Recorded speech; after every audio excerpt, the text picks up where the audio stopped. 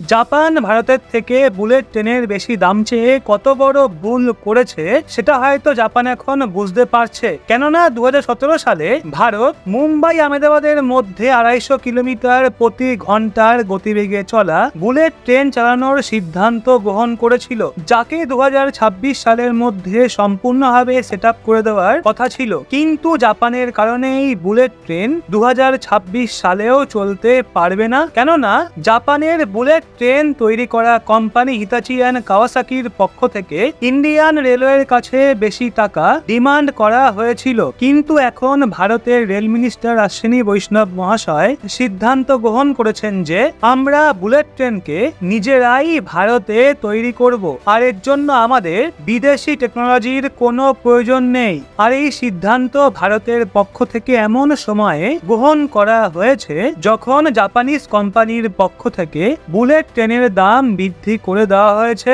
এছাড়াও জাপানের bullet train তৈরি করা কোম্পানি সরাসরি বলে দিয়েছে একটা বুলেট ট্রেনের জন্য ইন্ডিয়ান রেলওয়েকে 460 কোটি টাকা দিতে হবে। তখন থেকে আজ পর্যন্ত চিন্তার মহল রয়েছে। এই জন্য ভারতের আইসিএফ, যেটা ভারতের ইন্ডিপেন্ডেন্ট রেলওয়ে প্রোডাকশন কোম্পানি, এই কোম্পানি ইন্ডিজিনাসলি বুলেট ট্রেনকে তৈরি করে চালানোর জন্য কঠোর পরিশ্রম করেছে। আর এখন জাপান হয়তো এটা বুঝতে পারছে যে তারা বুলেট ট্রেনের দাম বৃদ্ধি করে কত বড় ভুল করেছে। তো সম্পূর্ণ আপডেট আসলে কি তা জানতে ভিডিওটা শেষ পর্যন্ত অবশ্যই দেখুন। কিন্তু ভিডিওটা এগিয়ে নিয়ে যাওয়ার পূর্বে ভারত এই যে সরাসরিভাবে বুলেট ট্রেন তৈরি করার সিদ্ধান্ত গ্রহণ করেছে, তো তার জন্য ভিডিওটা অবশ্যই লাইক এবং চ্যানেলটা সাবস্ক্রাইব করে আমাদের সঙ্গে থাকুন। আসলে ভারত খুব তাড়াতাড়ি বুলেট ট্রেন তৈরি করার দিকে অগ্রসর হচ্ছে, যেটা ভারতের একটা হাই স্পিড রেলওয়ে প্রজেক্ট হবে। কেননা এর জন্য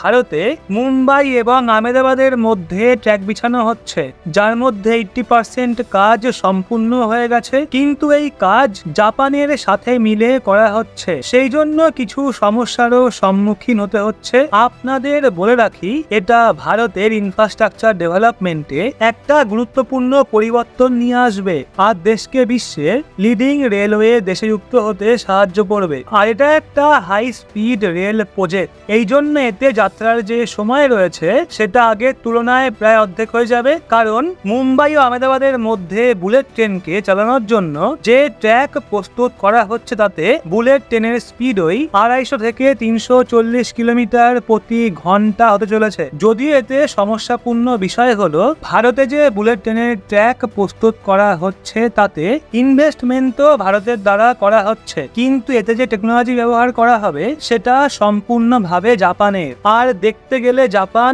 গত কয়েক বছর ধরে বুলেট ট্রেনের বিষয়ে সবার আগে রয়েছে, আর আমাদের কাছে হাই স্পিড বুলেট ট্রেনকে তৈরি করার টেকনোলজি মজুদ নেই। এই জন্য জাপান বুলেট ট্রেনের দামকে ভারতের জন্য বৃদ্ধি করে দিয়েছে। আর অন্যদিকে বুলেট ট্রেন তৈরি করা জাপানের কোম্পানি হিতাচি অ্যান্ড কাওয়াসাকির কথা হলো তারা একটা বুলেট ট্রেনের জন্য ইন্ডিয়ান রেলওয়ে থেকে প্রায় 460 কোটি টাকা নেবে। আর অন্যদিকে দেখতে গেলে এটা অনেক বেশি অ্যামাউন্ট, যেটা ইন্ডিয়ান রেলওয়ের কাছে জাপানের কোম্পানি ডিমান্ড করেছে। অন্যদিকে জাপানি কোম্পানির কথা হলো ভারতের ক্লাইমেট একদমই আলাদা, এই জন্য আমাদের কাছে যে এক্সিস্টিং বুলেট ট্রেন রয়েছে সেটা ভারতের এনভায়রনমেন্টের হিসাবে পরিবর্তন করতে হবে। যেহেতু এটা অন দা সেলস প্রোডাক্ট নয়, এই জন্য জাপানের বুলেট ট্রেনকে প্রপার পদ্ধতিতে ভারতে চলার জন্য তাতে বিভিন্ন মডিফিকেশন আনতে হবে, যেমন এয়ার কন্ডিশন, এছাড়াও ডাস্ট কন্ট্রোল করার জন্য কি কি করতে হবে, এই সমস্তকে ফিগার আউট করে ভারতের আবহাওয়ার কন্ডিশনের হিসাবে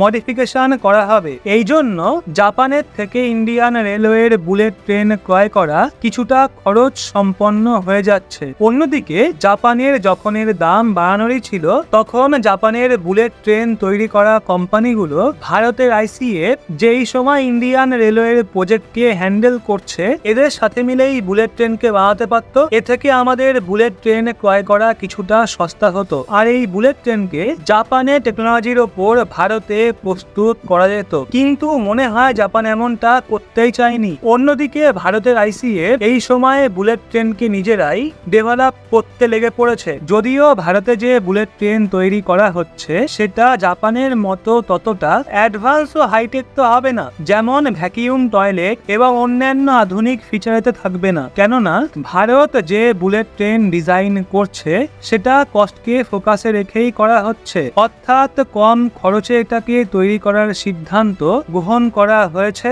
এই জন্য এখানে ভ্যাকিউম টয়লেটের পরিবর্তে বায়ো টয়লেট ব্যবহার করা হবে। আর দ্বিতীয় বিশেষ কথা হলো এই বুলেট ট্রেন কেমন ভাবে ডিজাইন করা হচ্ছে যাতে 50 ডিগ্রি সেলসিয়াস তাপমাত্রায় খুব সহজেই সার্ভাইভ করতে পারে, আর এর সঞ্চালনে কোনো প্রকার যাতে সমস্যা না হয়। আপনাদের বলে রাখি, ভারতের জন্য বুলেট ট্রেনকে ডেভেলপ করা ততটাও মুশকিলের কাজ নয়, কারণ অলরেডি ভারত বন্দে ভারত এক্সপ্রেস চালাচ্ছে, যেটায় দেখতে গেলে বুলেট ট্রেনের টেকনোলজি যুক্ত রয়েছে। আর বিশেষ কথা হলো এটা ভারতের প্রথম সেমি হাই স্পিড ট্রেন, আর একে মেক ইন ইন্ডিয়ার তকমায় ভারতীয় রেলওয়ের ইঞ্জিনিয়ার দ্বারা এবং বৈজ্ঞানিকদের দ্বারা ডেভেলপ করা হয়েছে। আর এটাকে মাত্র 18 মাসে ভারতের আইসিএফ অর্থাৎ ইন্টিগ্রাল কোচ ফ্যাক্টরি নিজেই ভারতে স্বদেশীভাবে ডিজাইন এবং ডেভেলপ করে প্রস্তুত করে নিয়েছে। এছাড়াও এতে এমন কোনো টেকনোলজির ব্যবহার করা হয়নি যার জন্য আমাদের জাপান এবং অন্য কোনো দেশের সামনে হাত পাততে হয়, কিন্তু এটা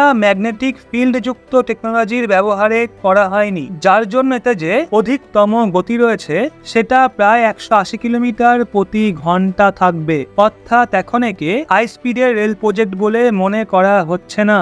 আর ভারতের যে প্রথম বুলেট ট্রেন হবে সেটাকে মুম্বাই ও আহমেদাবাদের মধ্যে চালানো হবে, আর অন্যদিকে স্পিড হবে 250 থেকে 340 কিলোমিটার প্রতি ঘন্টা, কারণ এতে ম্যাগনেটিক ফিল্ডের টেকনোলজি ব্যবহার করা হবে, যা সম্পূর্ণভাবে কমপ্লিট হতে ওই 1 থেকে 2 বছর সময় লাগতে পারে। আর ভারত এখানেই সীমিত থাকবে না, বরং খুব দ্রুতই আন্ডার সি অর্থাৎ সমুদ্রের ভেতর দিয়ে বুলেট ট্রেনকে চালানোর জন্য টানেল নির্মাণ করতে চলেছে। আর এই ধরনের আন্ডার ওয়াটার টানেলের নির্মাণ প্রায় 10 তলা গভীরে করা হবে, যেখানে চেষ্টা এটা থাকবে যে ভারত এবং ইউএইর মধ্যে এমন একটা আন্ডার ওয়াটার টানেল প্রস্তুত করা হবে যেখানে বুলেট ট্রেন সোজা রাস্তার সাথে ট্রাভেল করতে পারবে। যদিও এটা এতটাও সহজ নয়, এজন্য আমাদের হয়তো বিদেশি কোনো কোম্পানির সাহায্য গ্রহণ করতে হতে পারে, যদিও সেটায় ইনভেস্টমেন্ট বেশি করতে হবে, কেননা এই ধরনের প্রজেক্টে সিকিউরিটির দিকে বিশেষ মনোযোগ দিতে হবে।